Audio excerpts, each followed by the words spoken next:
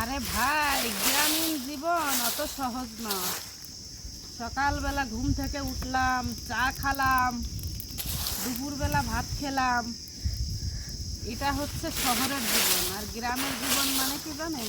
এই যে অনেক সকালে ঘুম থেকে উঠা, তারপরে পুরুষেরা মাঠে যাওয়া, মহিলারা বাড়ির কাজ করা, এই হচ্ছে গ্রামীণ জীবন।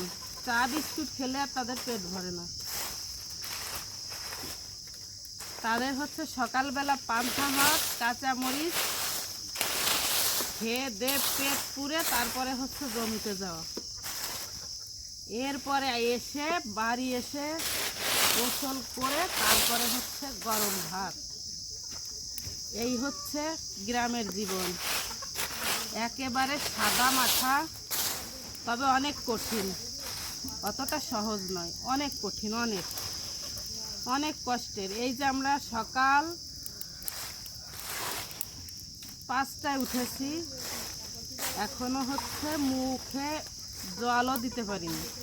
ধান সেদ্ধ হচ্ছে, এরপরে হচ্ছে এগুলো রোদ্রে দেয়া হবে, তারপরে হচ্ছে সবাই হাত মুখ ধুয়ে ভাত, গরম গরম ভাত খাবে, কেউ পান্তা ভাত খাবে। এই যে দেখেন, ধান সেদ্ধ করা হচ্ছে, দেখছেন? এই যে এই ধান সেদ্ধ করার পর রোদ্রে দিয়ে শুকিয়ে তারপরে হচ্ছে চাল বানানো হবে। আর এই যে এখানে এই যে ভিজিয়ে রাখা হয়েছে, না ভিজালে আবার সেদ্ধ করা যায় না, অনেক প্রসেস আছে। এই যে ধান সেদ্ধ করা হয়েছে, এরপর হচ্ছে এগুলো অল্প অল্প করে চুলা থেকে নামানো হবে, নামাতে হবে আর রোদের ভিতর দিতে হবে। এই গরমে এত গরম গরম ধানের পাশে দাঁড়িয়ে থাকা কতটা কষ্টের তা তো আর শহরের লোকজন বুঝবে না। আমার এক ছোট ভাই, ও হচ্ছে ধান নামিয়ে দিচ্ছে আর আমি নিয়ে নিয়ে দিচ্ছি। একা একা এ কাজ করা যায় না, অনেক কঠিন। 2-4 জন পাশে থাকলে অনেক সহজ এবং তাড়াতাড়ি হয়ে যায়। আমাদের ধান সেদ্ধ শেষ, এখন হচ্ছে রোদ্দুরে দেওয়ার পালা।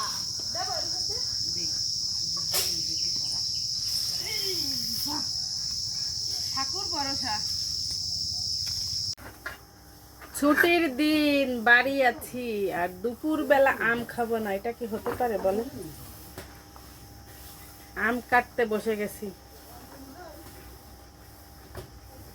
কে কে খেতে চান চলে আসুন, অনেক মিষ্টি, অনেক। এই যে আম কাটতেছি, সবাই আসো, নাও নিয়ে যাও। আর্য, আসো সবাই, আমরা বসে আম খাই, অনেক মজা। আমাদের নিজেদের গাছের আম।